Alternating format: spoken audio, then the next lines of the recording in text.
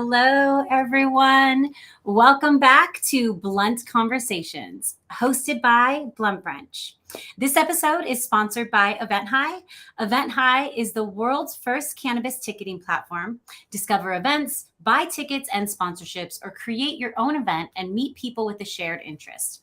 Whether it is a local farmers market, a large music festival, or a business conference, their online marketplace has been designed to bring people together to experience cannabis events in a safe and social space. Visit eventhi.io to learn more. Now, for those that are new here, Blunt Brunch is a women empowerment event series for women executives and professionals in cannabis. You can find socials in Phoenix, Tucson, Las Vegas, San Diego, and New Mexico, and our annual national event in Las Vegas. At these events, we host what we call a blunt conversation, where we discuss topics that we may not be able to share with our team or male counterparts. And now we are bringing them to you virtually. This month's topic that we've been speaking on the past couple weeks has been the importance of serving on boards and why giving back through board service is not only a good volunteer opportunity, but it's a great way to further develop leadership skills and network.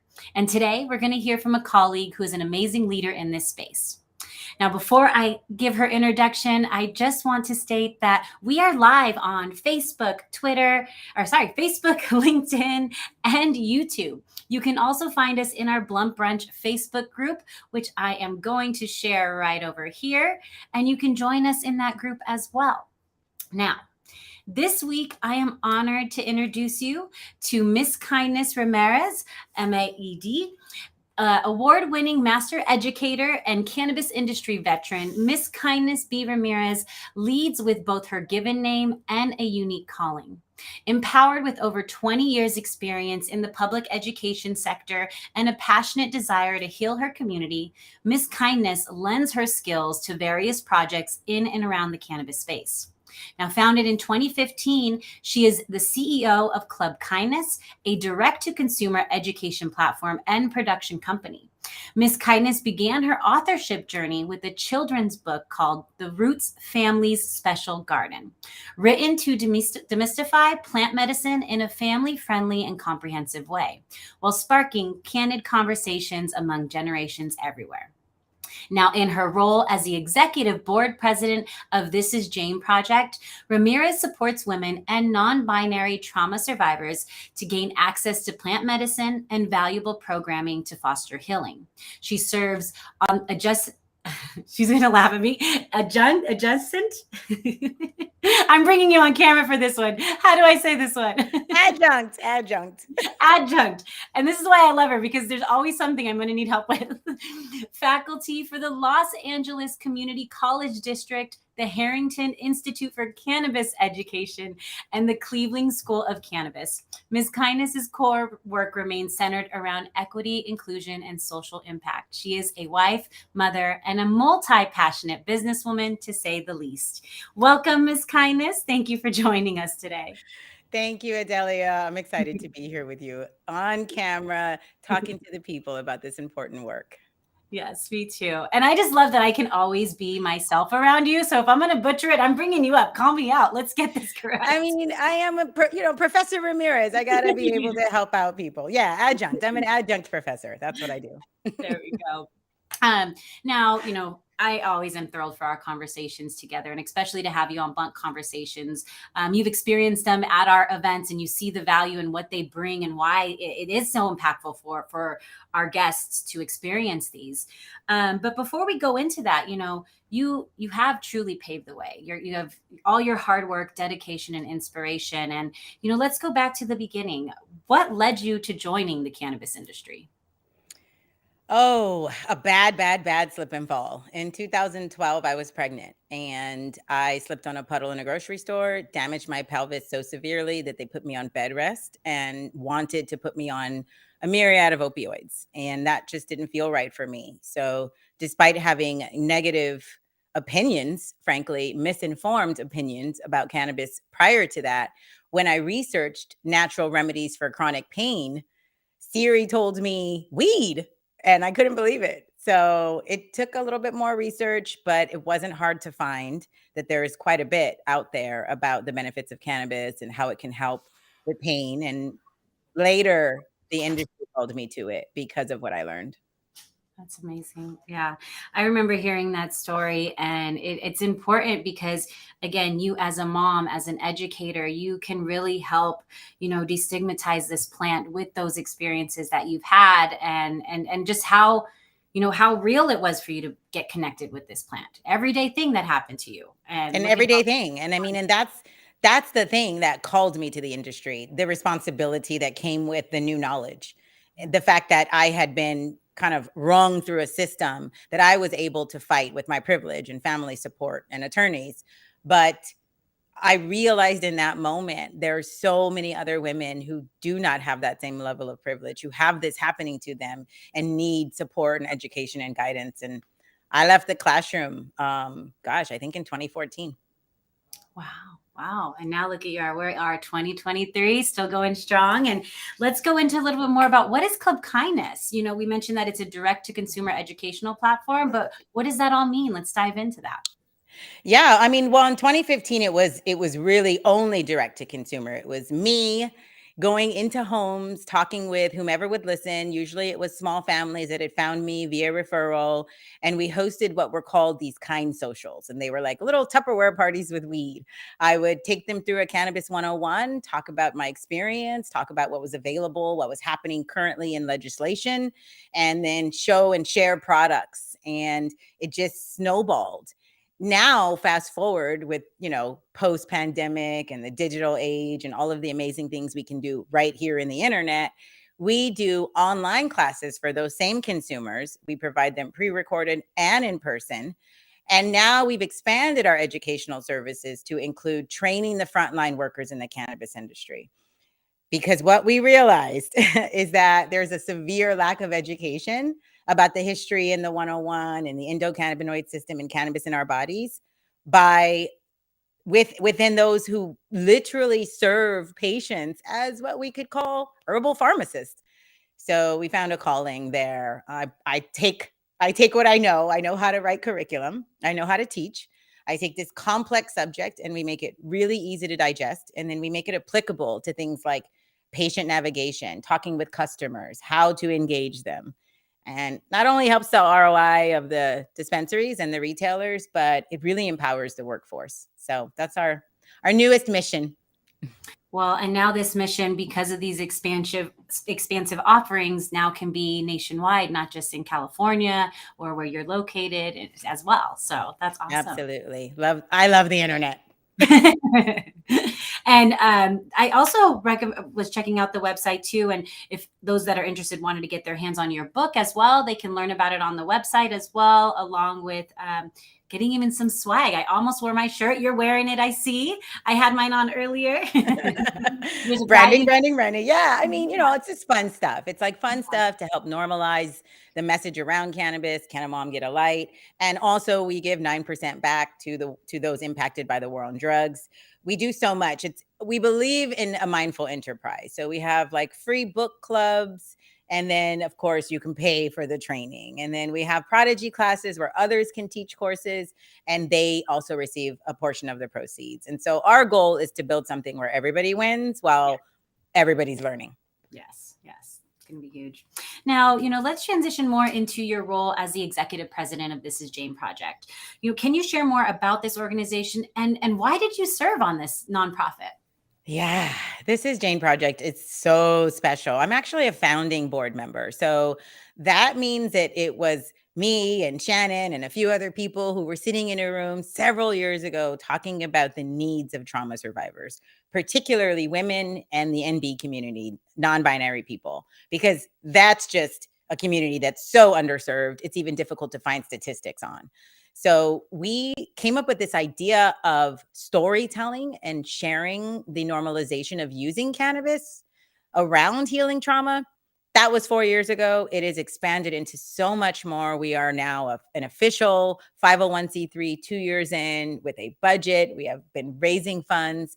And still, though, our core values are rooted in uplifting the lives of women and non-binary trauma survivors. So while a portion of our programming is about providing access points to cannabis, we also do all kinds of other wonderful things like Hearts, our healing arts program, healing happy hours that you facilitate, Adelia, through EventHi. I mean, these are the community building programs. That's where our Janes get to come together and learn with and from health and wellness practitioners, connect with one another, and then find access to these other things we offer. Really excited that now we've expanded into psychedelics. And so we've partnered with Mind Bloom, and we'll be providing highly, highly discounted, ketamine therapy. And if that scares people, reach out. We can help you learn about it. But yeah, it's just magical. So I am the executive board president of This Is Jane Project, and it is a position I volunteer, and even volunteer a lot of my hard-earned dollars to be a part of and support, because it's just that important of work. Yes, it really is. And yeah, I am thrilled to be a part of the board, and previously volunteering my time before that official title came into play. Yeah, one of our newest board members. Welcome. Yeah. And so it's been exciting. It's been very impactful personally, but we'll dive into that as we discuss this topic, because that is very, it's been an organization true to my heart as a human, and as being able to see the impact we've been able to do together. Now, as we dive into this month's topic, when did you officially start beginning to volunteer for a board, your first board? Can you share a little bit about that experience? What was that organization, and, maybe just how and why it impacted you? Yeah. So I actually, before I became a high school teacher, I was working in the large scale fundraising nonprofit industry. So I come from the other side, right? The employee side, but I was always a fundraiser. And we worked very closely with our board. Our board was integral in helping us fundraise. And then all of our committees, and these are large organizations. I worked for Planned Parenthood, the American Lung Association, AIDS Services Foundation. And this is back in the early 2000s. So I brought a lot of that experience with me to This Is Jane Project as someone who understood both the inside, the administrative function, how to work within an organization, and then what it's like to be a volunteer. So officially, TIJP is the first board I've served on. And and I just dove right in. But because I had that really relevant experience, it was like I'd already been there. Yeah, you've already seen that, and again, bringing the value and the tools. I've seen so many tools you brought into This Is Jane Project that we're streamlining and emphasizing the bigger picture for this movement. Absolutely, absolutely. And you know me. I like to use my voice. If I can use my voice to bring attention to something that needs it, particularly marginalized communities, I will. Give me the mic. Yeah. Now, why is it important that we as professionals and business owners take time to serve on the board? Ooh, that's a big question. It's important for so many reasons. I mean, okay, so secret, I'm a little conservative in a lot of ways when I think about how we should structure our society. And a large part of those values are rooted in community helping community. So that is the churches, the nonprofits, the small businesses. They rally together to help the community. So we have to be less reliant on larger governmental structures. I am an advocate for that. And that requires people to get involved with those organizations. Otherwise, that meaningful and mindful enterprise that I spoke of earlier, it doesn't work. So when you have the time, the privilege, and the opportunity to give a little bit of energy to something that can serve so many more who have less than you, you absolutely should. For me, again, it's a personal, excuse me, I hit the mute button. It's a personal responsibility. You learn to be humble. You learn to be a more effective leader, because the populations that you serve are marginalized. And if you're there as a board member, it means that you probably have more privilege than the community you're serving. So that's where you learn to be humble. You learn to be more empathetic. I know you've had this experience. TIJP has helped me access my own methods of healing. It's helped me expand how I heal. It's helped me unravel some of my trauma that I had kept locked away inside and really deal with it. That is not something you can learn from just reading about it or talking with someone. You have to be engrossed in it. That is so true. And it's almost similar to mentorship. As a mentor, you gain just as much value. and the same thing as you volunteer for a nonprofit. And I didn't expect that, as you were saying, this is Jane Project. I had no idea it was going to do that. I was like you're saying again, which helped me also recognize my privilege in life, because I'm like, I need this too. I need to heal just as much. I'm still on my healing journey, which was amazing to see. It opens you up, right? It like shows you things. It absolutely does. Like you said, you didn't know that was going to happen, but by immersing yourself in the process, you couldn't help but happen. And for me, as a leader and as a representative at the top level for this org, I must be constantly working on my healing. I cannot preach to the choir and not represent. Yeah. So true. So true. Now, for those who have never served on a board, but are interested in taking that next step, what advice would you give them on finding the right board for them? That's a great question. Of course. I expect nothing less than great questions from you. That's a hard one. It's not. There are websites you can go to. Look, if you're interested in serving on a board, the first thing you want to do is go volunteer for the organization. You're going to figure out what it is that you really want to give your attention to. Typically, the communities we want to serve are those that we feel like we're a part of and we can relate to. So listen to that inner voice. Go find the organization and then go volunteer. All you have to do is start there. Once we see a lovely volunteer, and I'm talking from like the employee side now. So as development director, it was the top volunteers that you pulled from for your next board seat. Now, most organizations don't have available seats all the time. So there has to be a seat available. But if you're already there and you're already volunteering and you're already showing up, you're very much functioning like a board member without having the decision-making power. But you need to learn the organization before you really can come in and decide how it gets run. So I think that's an important first step.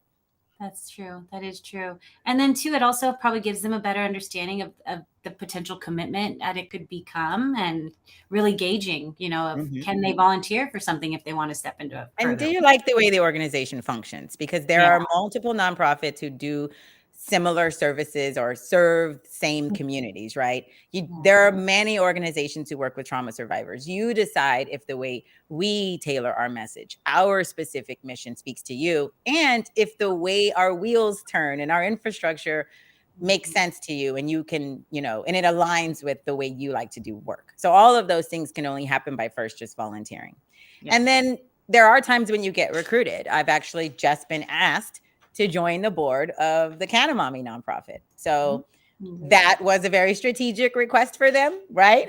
Because of who I am. I mean, 𝗧𝘂𝗀𝘆 get a light t-shirts available at clubkindness.io. But yes, that was smart. Also, these are women I adore. And it's a mission I can get behind. I'm not coming in there at an executive level. Because I don't have the bandwidth to do that. So that's important. But I'll officially be on 2 boards now. That's amazing. And that has been an organization that I know has, been around for a very long time. And I think it's time to get the right people. It does have the right people, but again, just a little bit more that can really help emphasize it. Absolutely. We're ready to, they saw what I did with TIJP. Now, giving back and serving on boards have so many awards. We've talked about it already, personally and professionally. But it can come with challenges. What hurdles or challenges may someone face when serving on a board? Oh, definitely overpromising, right? Because you're coming from generally like an altruistic place. You're doing this because you believe in the mission and you want to support. And so you'll say yes to so many things from that loving place. And then you'll realize, oh wait, this is like a job, and it's free. So you really have to then gauge how much bandwidth and how much time do you actually have. So usually, because you're coming in super excited, you learn that lesson really quickly. Oh, wait, I overpromised. And so it's important to evaluate exactly how much time and bandwidth you have before you commit to anything. And then some boards like ours are fundraising boards. So we have a responsibility either to pay our board dues or fundraise our board dues. And that can be done very easily if you're out there networking and you're a business person. But if you're coming in and you don't have that network, then joining a board with those requirements might present challenge. So those are some unique things. And then just getting to know new personalities and being in almost an equitable leadership position. Like when you're on a board, your job is to manage the org and the employees of the org, and you really oversee the executive director. But all board members are sort of equal. Like we all have to agree. There has to be a quorum for things to pass. So learning that and humbling yourself to be a part of a team in that way. It's going to be key. Yeah, that's nice. That's great advice. Really good advice. Now, we're speaking on your role with This Is Jane Project. As this being your first, nonprofit where you've been, you were the founding board member, but now you're the executive president. What have you learned about leading a nonprofit organization?